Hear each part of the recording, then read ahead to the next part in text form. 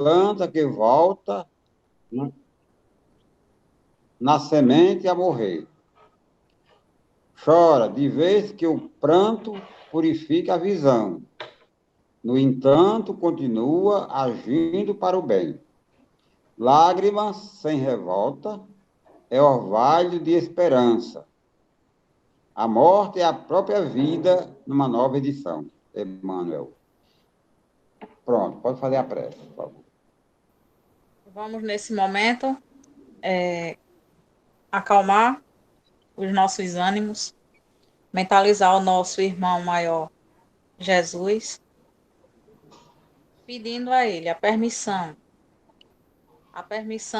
da equipe espiritual que dirige esse trabalho, esse estudo da mediunidade, para que possa, nesse momento, dar início e que os ensinamentos da noite de hoje possa encontrar guarida em nossos corações e força em nossas atitudes e nossas emoções, para que possamos colocar em prática o que vier de ensinamento nesta noite. Agradecemos ao Cristo e aos Espíritos amigos por mais essa oportunidade de aqui nos encontrarmos com saúde e em paz. E nesse momento pedimos para quem tiver alguém que esteja precisando, sabemos que muita gente está precisando nesse momento de um conforto, de paz e de um bálsamo para suas dores materiais e espirituais, que a gente possa mentalizar nesse momento as pessoas que estão acometidas de alguma doença, alguma enfermidade, que os nossos pensamentos de paz e boas energias possam ser recebidos por todos nesse momento, confiante no amparo, na misericórdia do nosso Senhor Jesus Cristo, iniciamos o nosso estudo da noite. Que assim seja. Que assim seja. Graças a Deus. Que a paz de Jesus permaneça conosco. Amém. Quem vai fazer a leitura? Simone. Sou eu, seu Miguel. Eu vou ler um texto de Joana de Ângeles, que fala sobre o amor. O amor é uma substância criadora e mantenedora do universo, constituído por essência divina, e um tesouro que, quanto mais se divide, mais se multiplica, e se enriquece à medida que se reparte. Mais se agiganta na razão, que mais se doa. Fixa-se com mais poder, quanto mais se irradia. Nunca perece, porque não se entibia nem se enfraquece, desde que a sua força reside ao ato mesmo de doar-se e tornar-se vida. Assim como o ar é indispensável para a existência orgânica, o amor é o oxigênio para a alma, sem o qual a mesma se enfraquece e perde sentido de viver. É imbatível porque sempre triunfa sobre todas as vicissitudes e ciladas. Quando aparente, de caráter sensualista, que busca apenas o prazer imediato, se debilita e se envenena, ou se entorpece, dando lugar à frustração.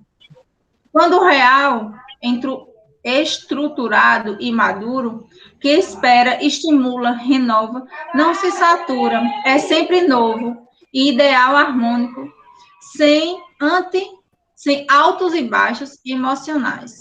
Une as pessoas porque reúne as almas. Identifica-as no prazer geral da fraternidade. Alimenta o corpo e dulcifica o eu profundo. O prazer legítimo decorre do amor pleno, gerado da felicidade, enquanto o comum é devorador de energias e de formação angustiante. O amor atravessa diferentes fases. O infantil, que tem caráter progressivo, o juvenil, que se expressa pela insegurança, o maduro, pacificador, que se entrega sem reserva e faz-se planificador. Tá quase terminando, tá?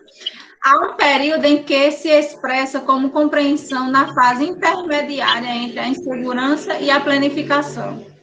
Quando dá e recebe, procurando liberar-se da consciência oculta, O estado de prazer difere daquele de plenitude, em razão de o primeiro ser fugaz, enquanto o segundo é permanente, mesmo que sob a injunção das relativas aflições e problemas e desafios, que podem e devem ser vencidos. Somente o amor real consegue distingui-los e os pode unir quando se apresentam em esporádicos.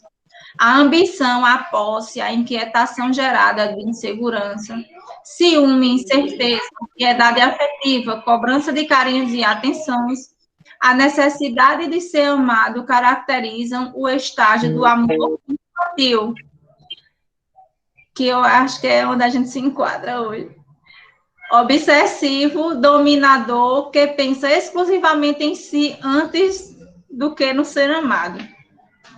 A confiança, suave, doce e tranquila, a alegria natural e sem alarde, a exteriorização do bem que se pode e se deve executar, a compaixão dinâmica, a não posse, não dependência, não exigência, não benesses do amor pleno, pacificador e morredouro. Mesmo que se modifiquem os quadros existenciais, que se alterem as manifestações da afetividade do ser amado, o amor permanece libertador, confiante, indestrutível. Nunca se impõe, porque é espontâneo como a própria vida, irradia-se, mimetizando, contagiando de júbilos e de paz. Expande-se como um perfume agradável, suave, e porque não é agressivo e nem embriagador ou apaixonado. O amor não se apega, não sofre a falta, mas frui sempre, porque vive no íntimo do ser e não das gratificações que o amado oferece. O amor deve ser sempre o ponto de partida de todas as aspirações e a etapa final de todos os anelos humanos.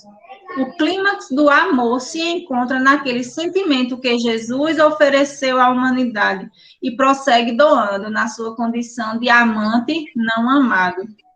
Joana de Ângeles, psicografia de Divaldo Franco. Profundo, né? Extremamente profundo. Joana de Ângeles, ela gosta de dar umas lições de moral na gente com muito amor, né? É o que eu vi nesse texto, é uma liçãozinha de amor, de moral, mas usando o amor, que muitas vezes a gente já vive nesse amor infantil, né? E só querer que o outro ame, só querer a parte do outro, mas a gente nunca olha para si e vê que a gente também precisa amar de forma que faça o outro feliz e faça o outro entender o que é o amor, de verdade, né? Sem condições nem impostos.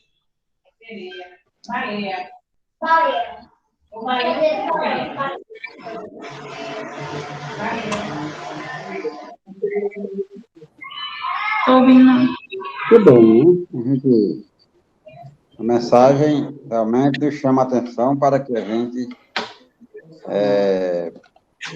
busque o amor como uma forma de convivência fraterna entre as pessoas. A gente sabe que não é fácil, né? Porque às vezes você tem que ter uma certa espiritualidade, e não é fácil a gente ser tolerante a toda hora, a todo momento. Mas, às vezes, também o amor nos leva a agir num certo sentimento de justiça, mas o importante é que a gente não guarde mágoa, não guarde ódio, não guarde rancor, e sejamos sempre aquela criatura que está pronta a ajudar, desde a palavra até a ação, para que a gente realmente demonstre que nós somos fraternos, somos caridosos. E em relação a comentário, a observações, nós temos um evangelho que nos chama a atenção através da indulgência, né? Sempre ser indulgente com o outro. Essa semana, nós fizemos o evangelho no lar e fizemos sobre a indulgência, uma grande mensagem, uma grande página do evangelho, que todos nós deveríamos lê-la, até como uma forma de aprendermos a nos comportar, aprender a nos comportar diante das fragilidades alheias. que muitas vezes a gente não faz. Isso também é amor ao próximo. Tá bom? Alguém quer falar mais alguma coisa? Eu quero. Da mensagem Eu quero. Claro. O tema é muito importante, o amor. É um sentimento de unidade tão sublime que a leitura começa quando diz: amor é constituição divina. Então, é uma coisa tão pura que nós, encarnados, para alcançar um sentimento tão divino, precisa de muita transformação. O amor perdoa, o amor aceita, o amor educa.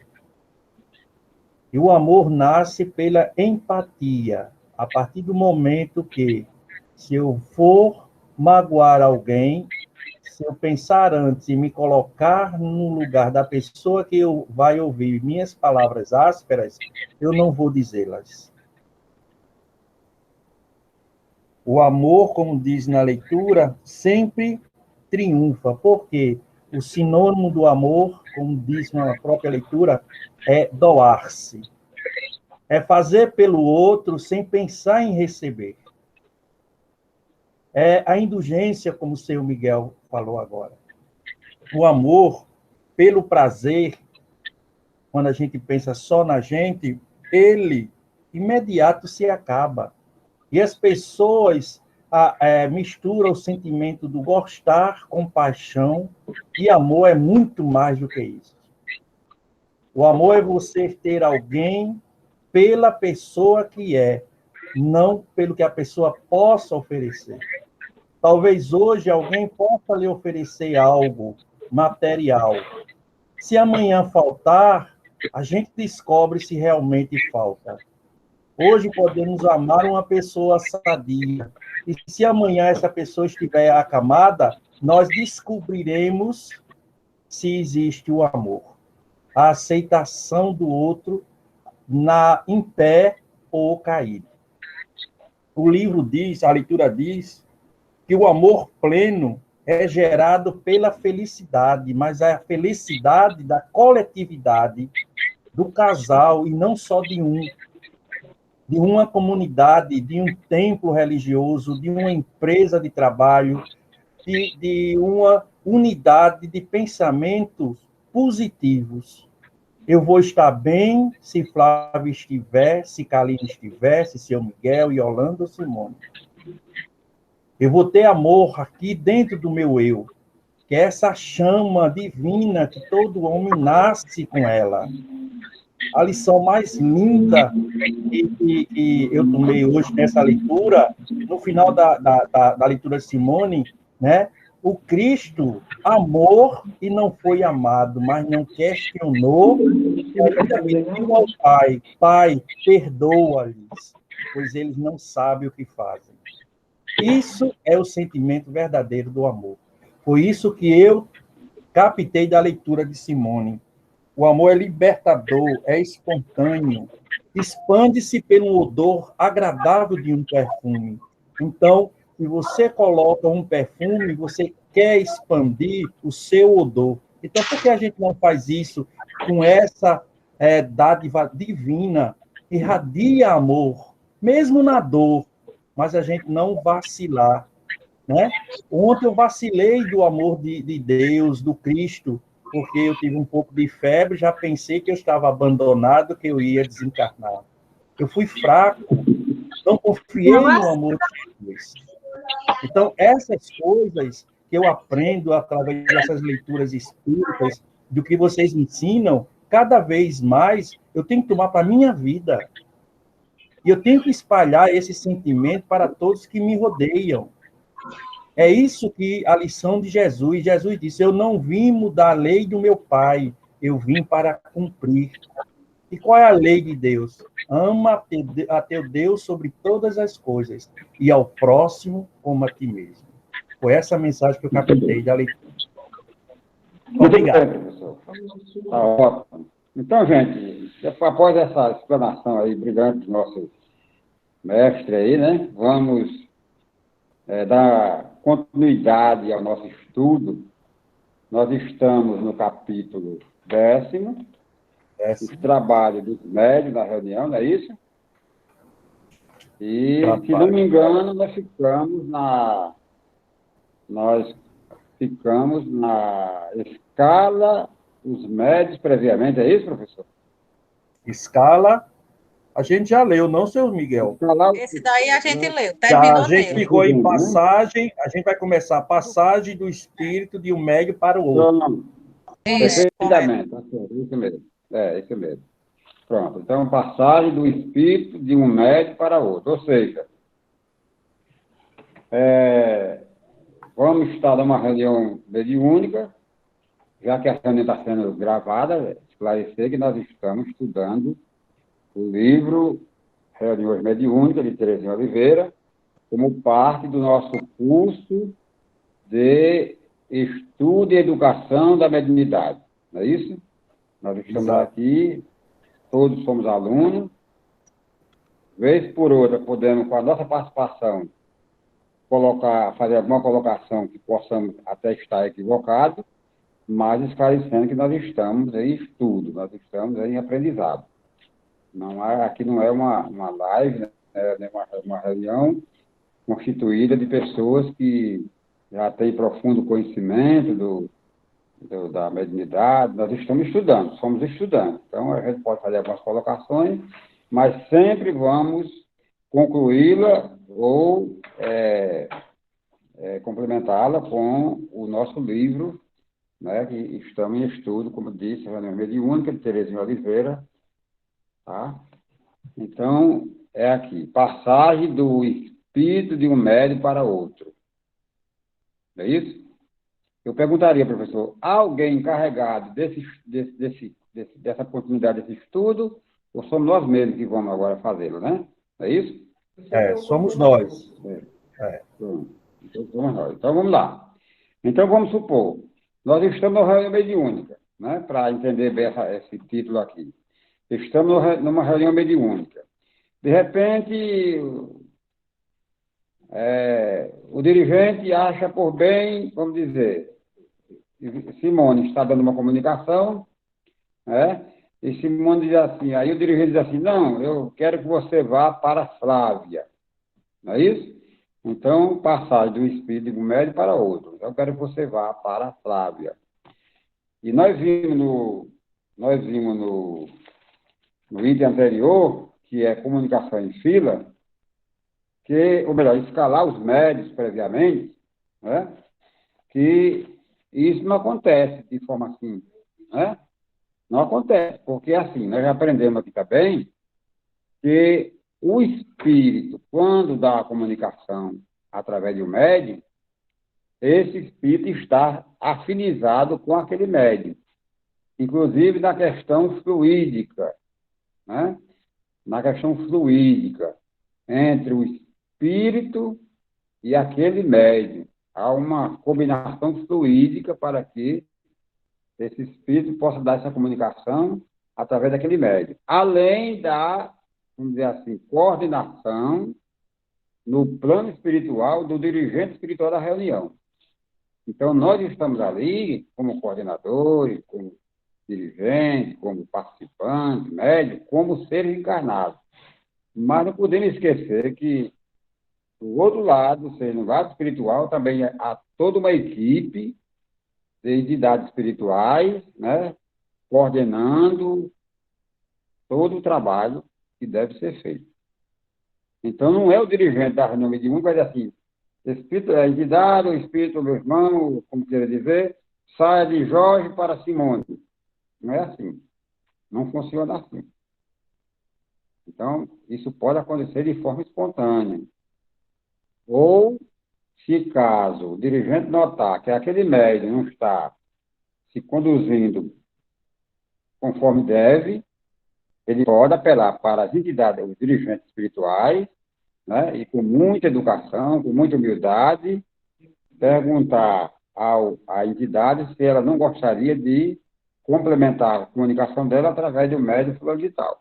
Mas isso é um trabalho de muita sutileza e não é comum isso acontecer. Essa necessidade, pelo menos na minha experiência mediúnica, eu nunca precisei de fazer isso, tá certo? Mas aqui, ela diz, mostra aqui, que pode acontecer. Vamos lá. Então, vamos ver o que é que diz aqui. Eu vou ler aqui o primeiro parágrafo, depois eu peço para vocês darem continuidade.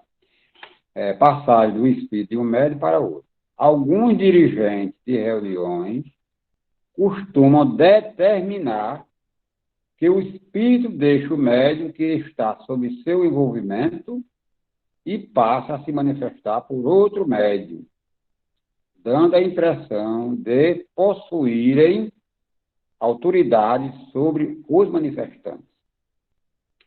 Essa prática é desaconselhável, pois já sabemos que os espíritos se comunicam por afinidade com este ou aquele médium, e que os espíritos mentores estão orientando essas manifestações. Aliás, dirigente algum possui conhecimento tão completo a ponto de poder analisar um médium e decidir se ele está ou não em condições de receber determinado espírito. Então, é o que mais ou menos eu acabei de falar agora. Eu pediria que o professor Jorge desse continuidade quando o dirigente... Congelou?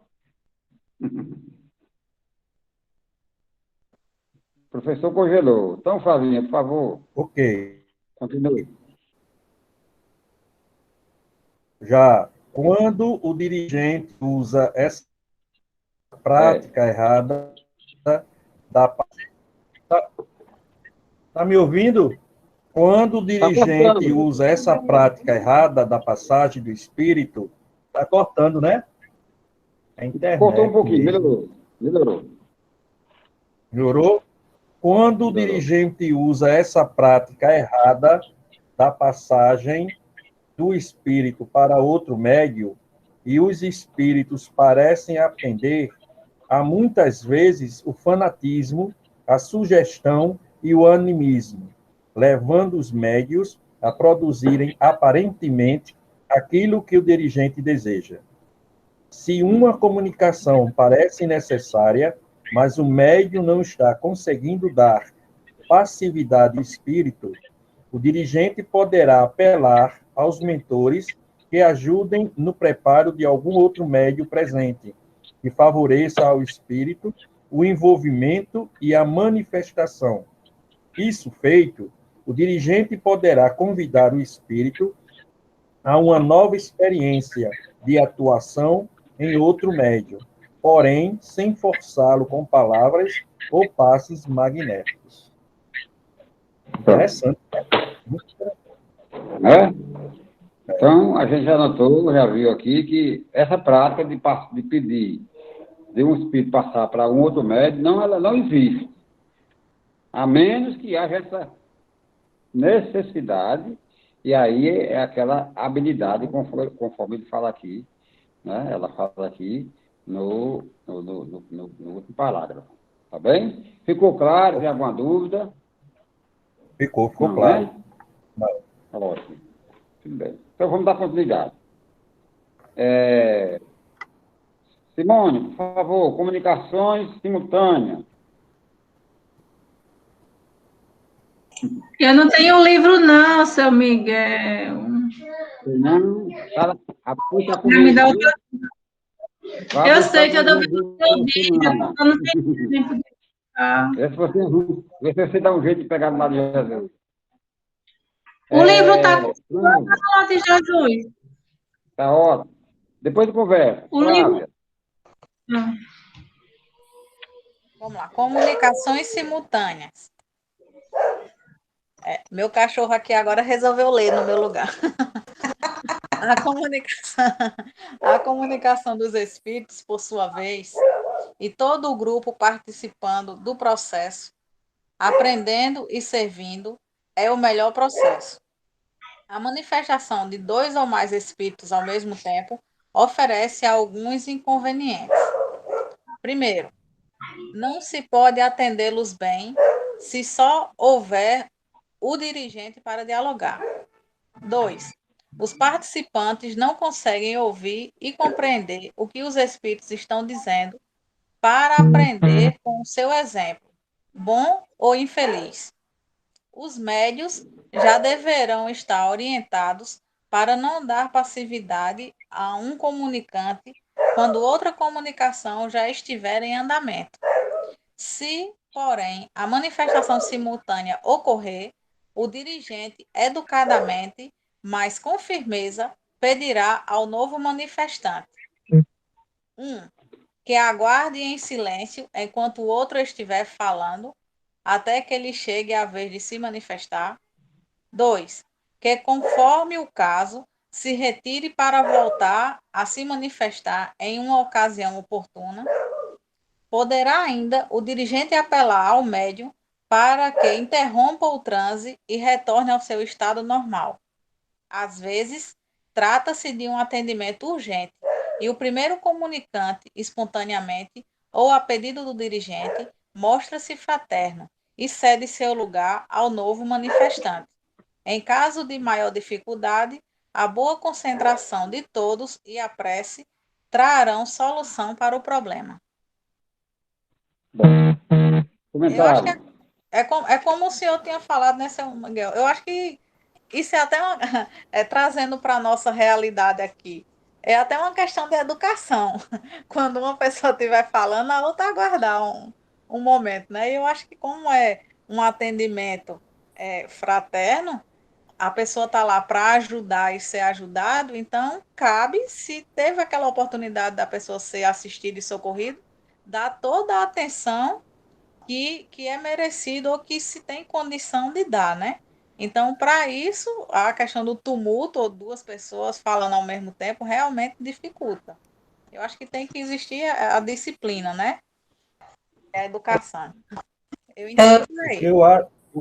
O que eu acho interessante que quando a gente pensa que pode surgir duas ou mais espíritos querendo dar comunicação, né? E a gente tem que dar atenção a um para saber qual é a mensagem. Por trás de tudo isso, existe uma equipe espiritual ali dando assistência, mas a equipe não se intromete na vontade dos médios ali. Aí entra essa palavra que Flávia disse, disciplina, não é? Eles estão ali dando assistência, mas não interfere, deixa o livre-arbítrio por conta da gente mesmo. Porque a partir do momento que os médios se educam, os espíritos vão se educar também, porque eles vão espelhar a conduta do médio também. É impressionante isso. É por isso, professor, dar uma palavra. Só que ali, é por isso que o nosso encontro, o nosso cursinho, é Estudo e Educação da Mediunidade. E nunca deve faltar numa casa espírita, né? Porque nós sempre vamos aprender, sempre vamos aprender.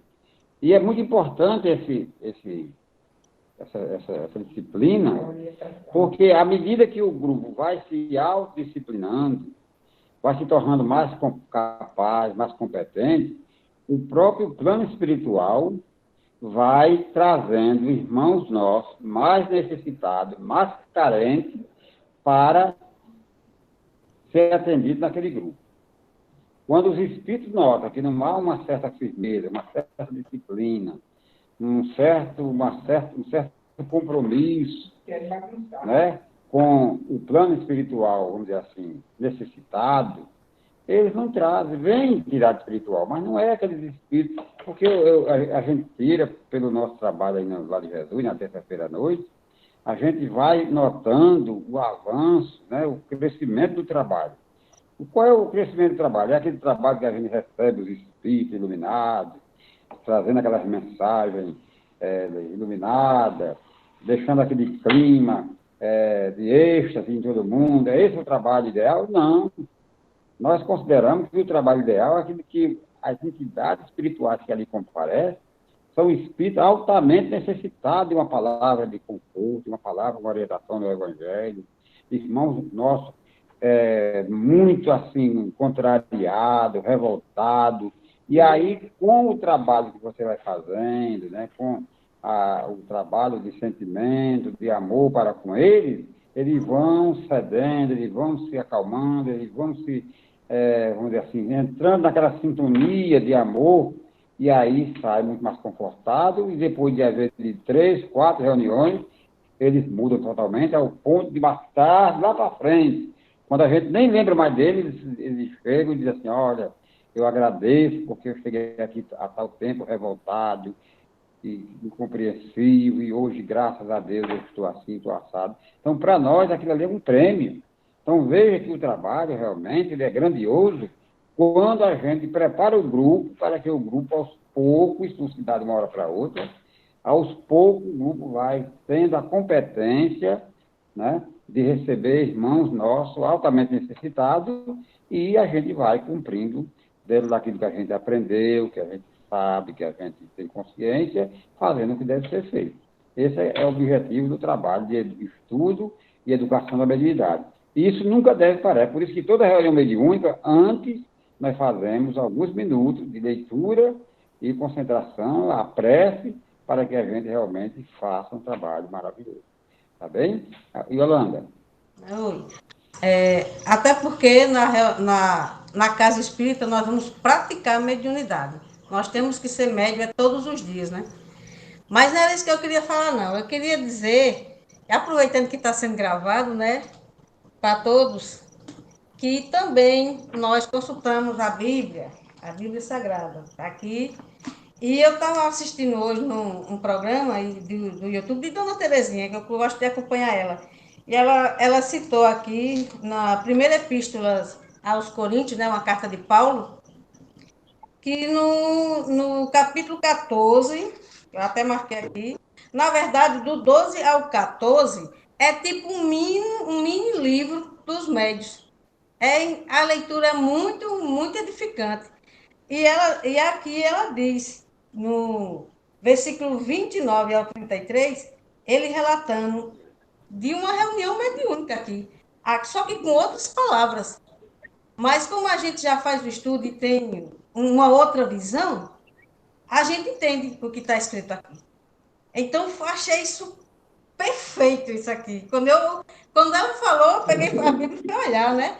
Cara, pois não é mesmo? Era só essa contribuição que eu queria dar. É importante, Yolanda, você ver isso, porque a gente sabe que a doutrina espírita, ela não foge dos princípios do Evangelho, né? Ela não foge dos princípios das orientações do Cristo.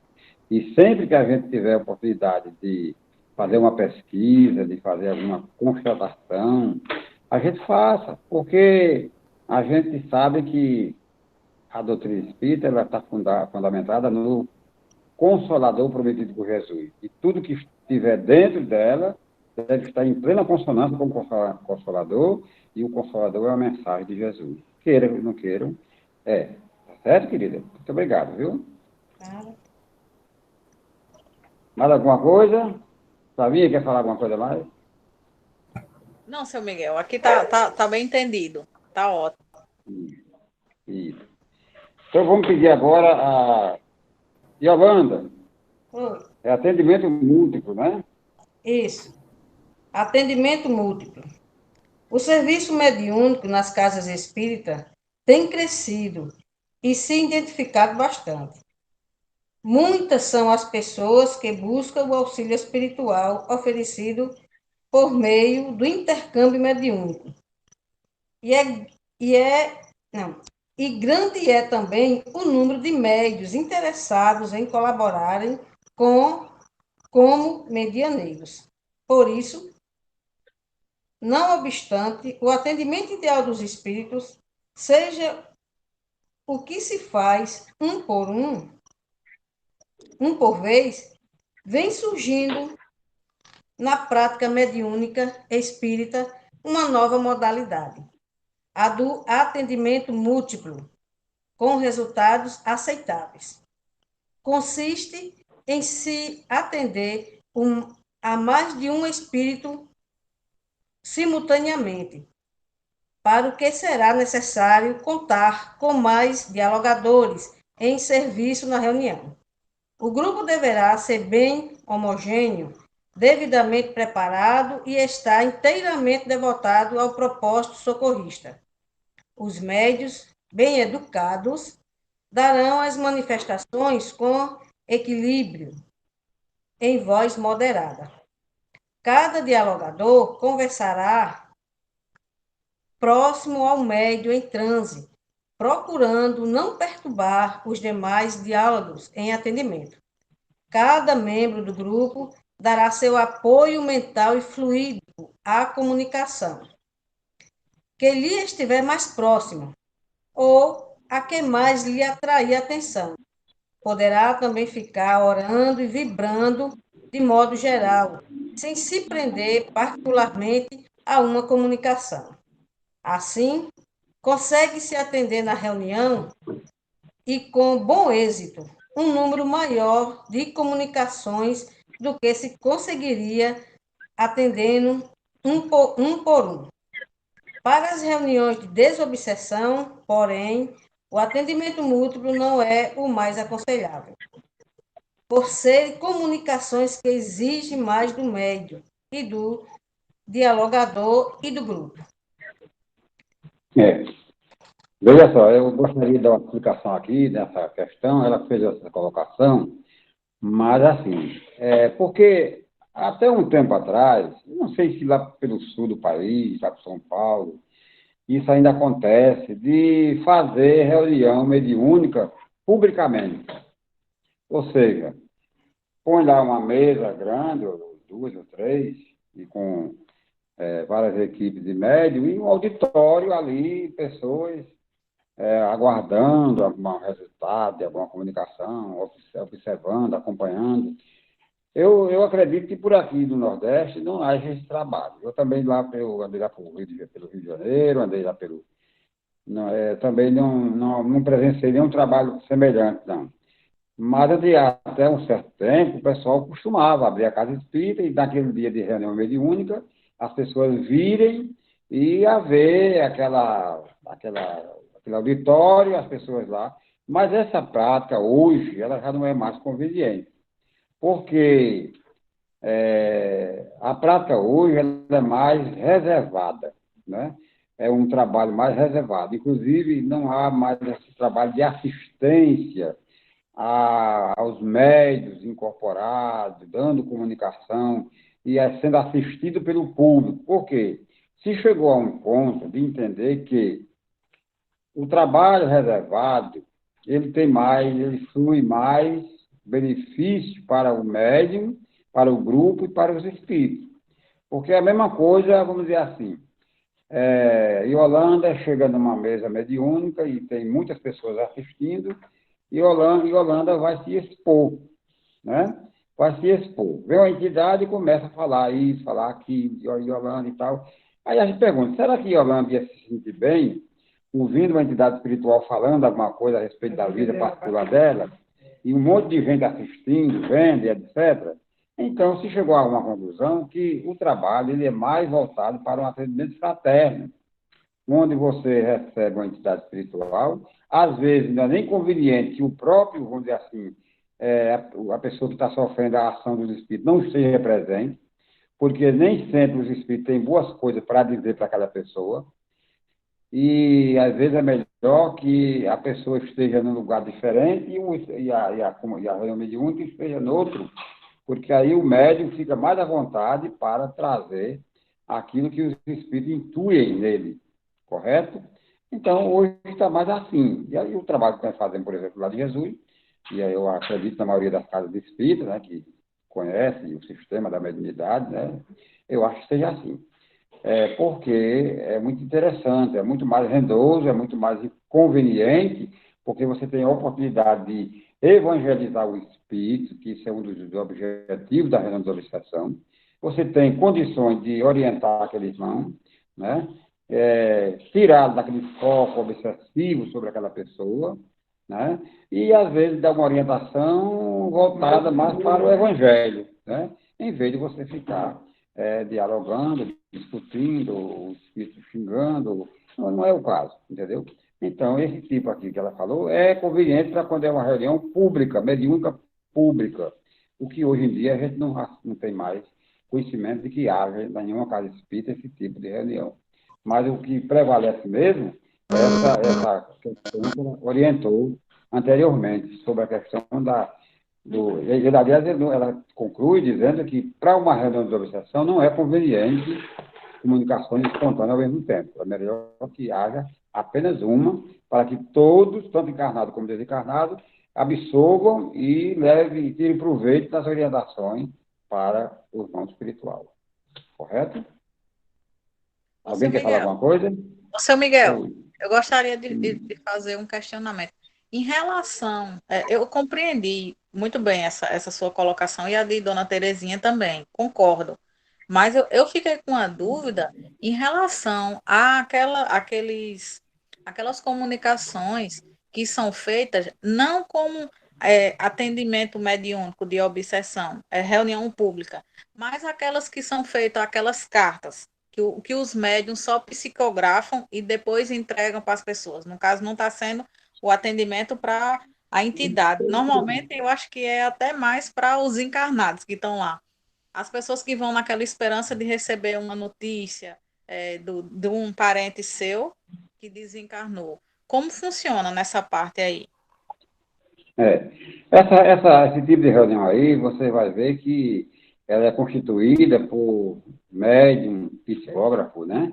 Que já são mais habilitados, já são mais treinados, já tem mais um histórico naquele trabalho, como fazia Chico Xavier, como hoje ainda faz o nosso amigo de Uberaba, meu Deus, agora fugiu o nome dele, está hoje na mente, né? Outros médicos também que existem por lá, eles já têm aquele treinamento, já têm aquela orientação, já são pessoas habilitadas, né? Habilitadas a esse tipo de comunicação.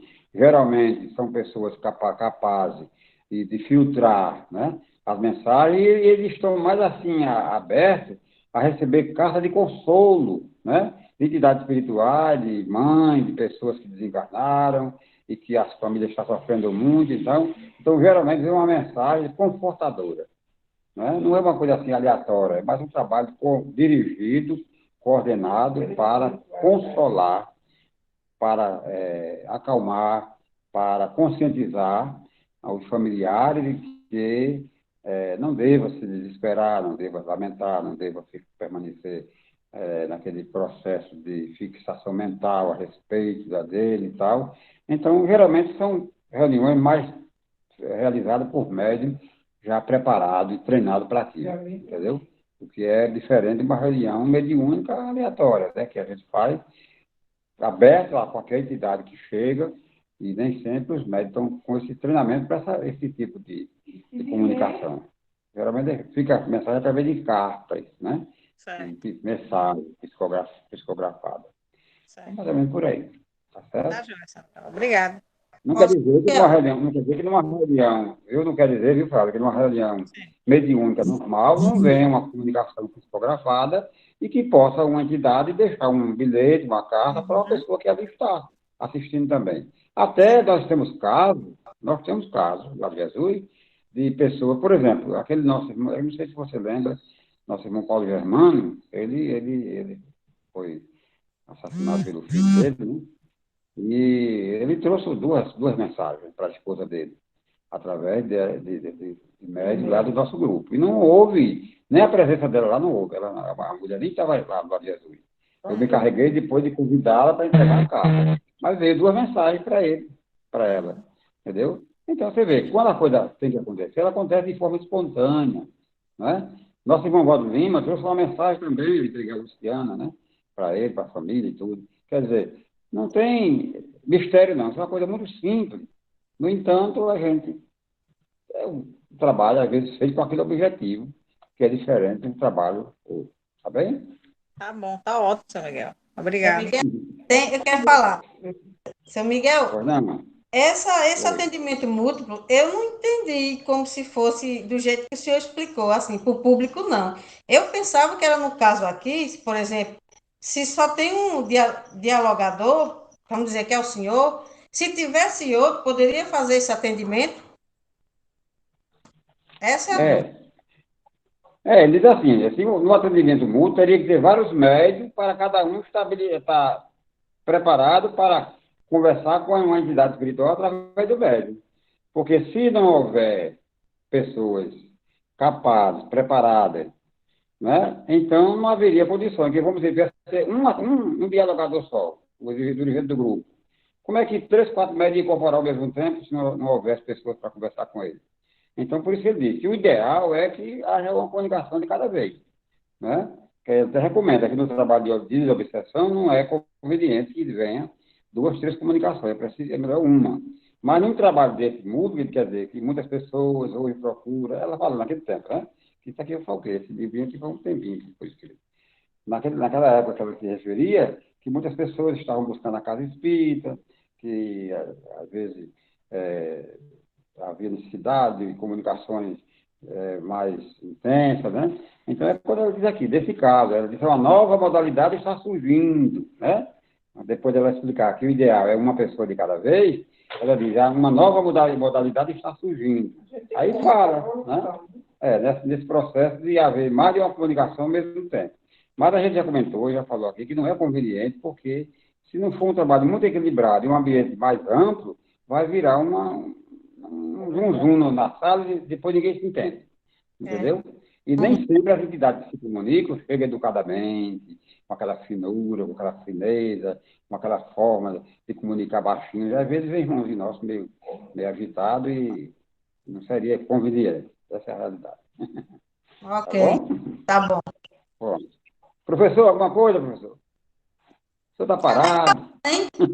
Carolina está calada. Eu tava ouvindo, e o que o senhor falou recai muito no antepenúltimo parágrafo, quando diz: cada membro do grupo dará seu apoio mental e fluídico à comunicação que lhe estiver mais próxima ou a que mais lhe atrair atenção. Poderá também ficar orando e vibrando de modo geral, sem se prender particularmente à comunicação. Então, é aconselhável, né, atender um espírito de cada vez, mesmo que tenha um público grande esperando alguma mensagem. Essa semana eu vi no YouTube, tem um novo documentário, Os Amigos de Chico. São 4 homens que presenciaram e passaram muita experiência quando o Chico Xavier estava encarnado. E uma coisa que eu observei Chico Xavier era de uma grandeza espiritual tão grande que tem um relato no documentário que Chico Xavier, em uma reunião, atendeu 7.000 pessoas, uma a uma, e começaram a se preocupar com a saúde dele. Emmanuel, aí quem se preocupou, um dos irmãos da reunião, falou mentalmente. Emmanuel disse, não se preocupe com o corpo dele. A espiritualidade alimenta. Ficaram em choque, porque mesmo atendendo um número tão grande de pessoas, Emmanuel ainda pegou o pensamento de uma dos irmãos da casa. Quando você para e pensa, um homem daquela idade, né, com a vida tão humilde, se predispor de atender 7.000 pessoas sem descansar, olha o grau de espírito desse homem. Entendeu? Aí ele faz um relato, porque os judeus falou que na Terra, além de Chico, nessa grandeza espiritual, houve Moisés, que são 60 níveis que um homem atinge para chegar no grau do Cristo. Quando Moisés desencarnou, ele estava no nível 59. Ele não chegou a tornar-se um Cristo. Menino, foi espetacular, né? Porque Cristo só um mesmo aqui na Terra. Mas a grandeza de Moisés também, aí ele faz a comparação com o de Chico Xavier. Outro também que deve ter atingido aos seus 59 níveis de espiritualidade. Fantástico. Muito bom. Muito bem. Muito bom. Falta 7 minutos para a gente. Não compensa a gente entrar no outro capítulo, mas eu gostaria que Simone faça alguma coisa, Simone. Tem alguma observação? Cadê Simone? Saiu? Não sai não, é porque minha internet tá ruim um pouco, aí às vezes trava. Não, mas Você tem alguma coisa a falar? o que eu entendi desse desse capítulo, né, que assim, a naturalidade na mediunidade, ela tem que existir. Aquilo que é natural, ele vai fluir de uma forma ou de outra. Não precisa mecanismos forçados, não precisa um médium faz isso, outro faz aquilo, não. O que importa é que toda a equipe, né, toda a equipe de trabalhadores estejam unidos num pensamento, que é o aprendizado do estudo, que é o que a gente está fazendo aqui, e unidos num propósito. Então, a partir daí, tudo flui. Foi mais ou menos isso que eu entendi desse capítulo. Muito bem. É isso mesmo. A ideia é a gente alcançar esse nível de equilíbrio. A gente vê, por exemplo, né, Chico Xavier, da manifestação mediúnica, a gente observa Divaldo Franco, trazer uma comunicação mediúnica, o próprio Fred mesmo, né, quando ele às vezes está nessas reuniões, traz uma mensagem. A gente não nota nada de palhafatoso. De né? diferente, nada de... Não nota. Nesses congressos por aí, assim, quando as pessoas estão ali fazendo uma palestra, uma coisa e tal, tem lá um médico escrevendo, trazendo uma comunicação. Então, realmente a mediunidade ela é simples, é natural. Agora, às vezes as pessoas levam assim para o lado do animismo, chamamento de atenção, acha bom que as pessoas observem, olhem para ele, virem os holofotes para eles, mas isso aí é questão de tempo. Com o tempo eles vão aprendendo e vão observando que não há necessidade. A coisa se dá de forma natural. Você vai dormir, sai do corpo, viaja, convive com as pessoas, vê paisagem, traz aquilo na sua lembrança, na sua memória, tudo de forma natural. Precisa nada para você fazer aquilo ali. Então, a gente também acredita que a mediunidade, à medida que as pessoas vão treinando e vão observando que ela é um ato natural, isso também acontece, tá? Porque Jesus, eu acho muito bonita aquela passagem em que o centurião vai procurar Jesus, né? Senhor, eu não sou digno de que vá da minha casa, mas diga uma só palavra e meu filho ou meu servo será curado. Jesus diz, vá que ele já está curado, né? Coisa linda. Outra, a mulher hemorrágica, né?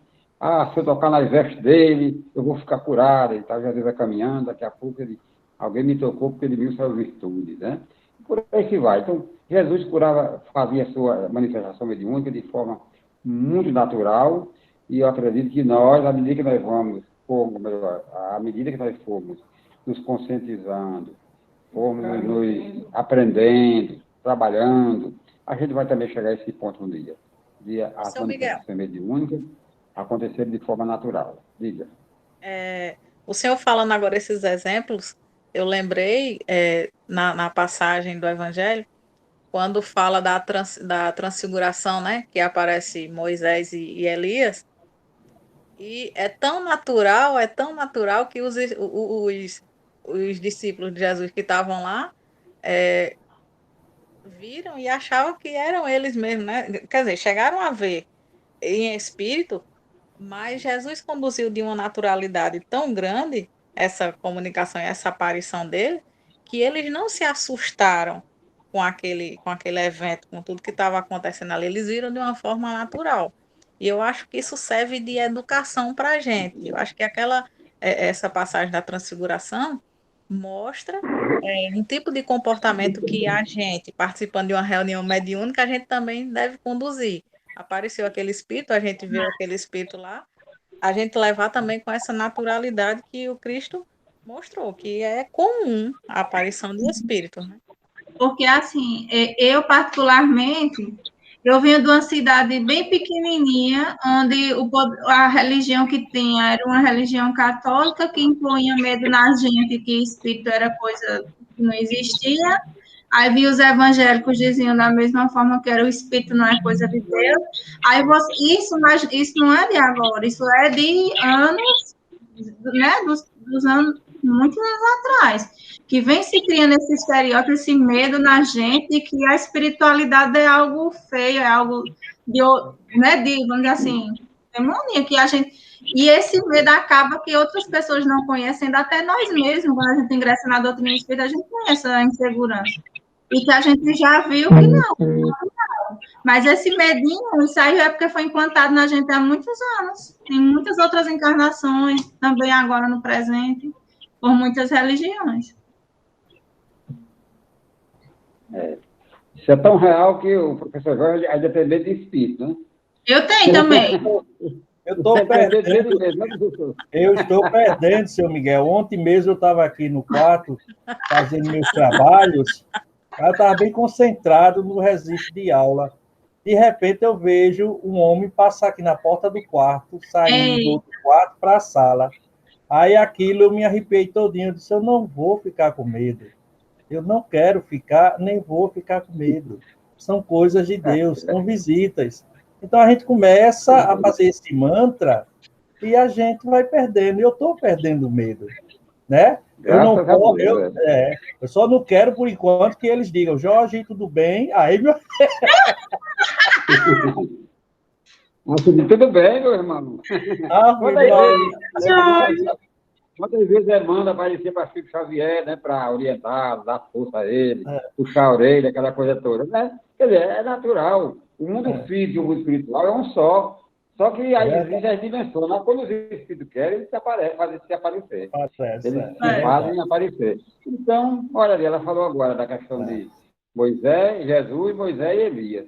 Já pensou se na hora que apareceram os dois lá, os discípulos corridos, Jesus ia puxar a orelha dele, né? Ou homem de pouca fé. Então, eles viram aquilo de forma natural. Moisés e Elias tinham desencarnado há muito tempo, né? Haviam desencarnado há muito tempo. E, no entanto, eles viram aquilo ali e ficaram assim, né? Até se assustaram, mas de uma forma assim, muito consciente. Então, professor, é isso mesmo. A gente, com o tempo, nós vamos aprendendo que tudo é natural, porque o espírito hoje será o de nós amanhã. Com certeza. É verdade. Né? Verdade. Hoje nós estamos aqui na carne, materializado, bonitinho, né? Palpável, mas amanhã nós seremos também invisíveis. Né? E vão ficar muito tristes chegar perto de alguém correr de nós. Porque não consegue correr. Consegue não, Mas, gente, foi maravilhoso o nosso trabalho de hoje. Foi ótimo. Kalina ficou calada hoje, Kalina. Fala alguma coisa. Kalina está aí na reunião, tá? Gente! Fica na reunião, não, né? Assumiu! Cheguei! Ela estava na erraticidade. Vamos lá. Ela estava entrando. As conclusões de Flávia são incríveis. Eu estava aos arredores fazendo como eu vou dizer, como eu estava dizendo no sábado, do sábado de Aleluia. Estava fazendo o evangelho, estava evangelizando enquanto vocês estavam aí debatendo. Estava evangelizando ao redor. Tá vendo que eu acertei? Olha aí. Eu não entrei uma vez, mas a pessoa. Mas forma não, sexta-feira a gente pega. Muito bom. Oh, não! Agora, professor, Oi. Esse tipo de comunicação é assim. Fica um rosto grande, uma pessoa grande, e ficam lá 3 pequenininhos, 4, né?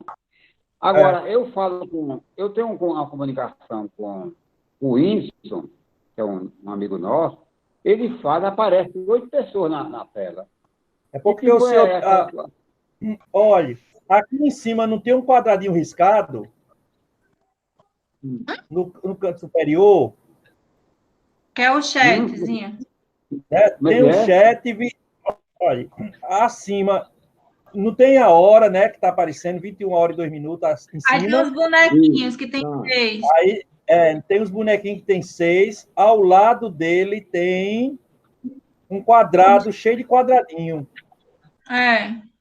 O senhor clica, o senhor vai... Aí o senhor marca para habilitar... porque ele não aparece, não. Parece não? O meu aparece, que é computador. O meu aparece. No meu celular aparece. E aparece. Mas o celular aparece, que eu estou vendo. Eu estou vendo no meu, que é celular. Geralmente aparece. Aqui, nessa configuração, a gente pode pedir para todos aparecerem ou aparecer só quem está falando no momento. Pois para Miguel você bota, Jorge, para aparecer a gente tudinho. Pronto, eu estou vendo vocês para ele não me aqui. esquecer. Eu não vou mexer agora, não. Eu também Eu não vou mexer agora, não, que eu posso sair do ar. Mas, assim, depois eu vou treinar, viu? Semana Tá que vem eu vou certo. treinar, ver se eu consigo. Tá Tá certo. certo? Pronto, Pronto. essa Então, vamos gravação, encerrar. essa gravação vai ficar no Drive. Aí eu vou ainda assistir um tutorial para ver como é que eu transfiro para o YouTube e compartilho com vocês. Tá bom, Tá professor. Para certo? transferir é só você Tá bom, baixar meu. o vídeo, seu arquivo e subir para o YouTube. É simples assim. É, né? Tá Obrigado, É, Simone. baixa Valeu. download e Bom, faz o gente, upload.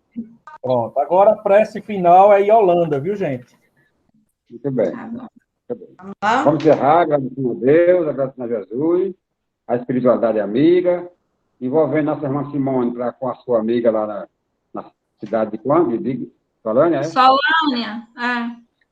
Solânia, e agradecendo a Jesus por mais uma semana e que a gente possa, semana que vem, todos nós estamos aqui com esse objetivo de aprender para trabalharmos bem na seara do nosso querido e amado Mestre Jesus. Graças a Deus.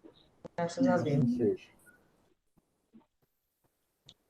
Então, continuando o que o senhor Miguel falou, vamos agradecer à equipe espiritual que nos assiste todas as sextas-feiras e sempre está nos orientando, ensinando, ajudando aqueles que está ao nosso redor, que mais precisa de ajuda, encaminhando para as cidades e postos socorristas. Agradecemos a eles, agradecemos a Maria, o amparo, agradecemos a Jesus, nosso irmão mais velho, por todo o apoio, por toda a luz, por ser esse ser tão maravilhoso, por ser o nosso guia e modelo da humanidade, que foi o que foi dito pelos Espíritos quando foram perguntados a eles qual seria o modelo para a humanidade, e eles responderam simples assim, Jesus. Então, Jesus é o nosso guia e modelo, o nosso governador do planeta Terra. A eles agradecemos, a ti te agradecemos, Jesus. E a ti agradecemos ao Pai por mais essa oportunidade de aprendizado. Agradecemos ao Pai e pedimos a Ele, em nome de Jesus e em nome de Maria, por toda a humanidade, por toda a nossa família, por todos os nossos amigos, pela saúde do planeta, pela saúde da humanidade, por todos aqueles que estão enfermos em leitos de hospitais.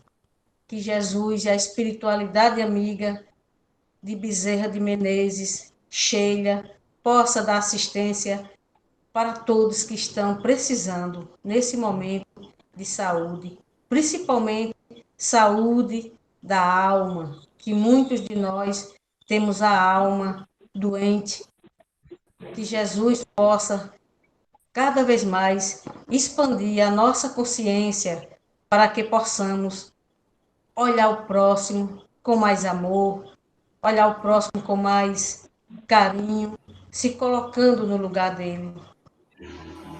E, enfim, peço a Deus e a Jesus que nos ampare sempre com a luz divina em nossos corações, em nossas mentes. Que assim seja. Que assim seja. Graças a Deus.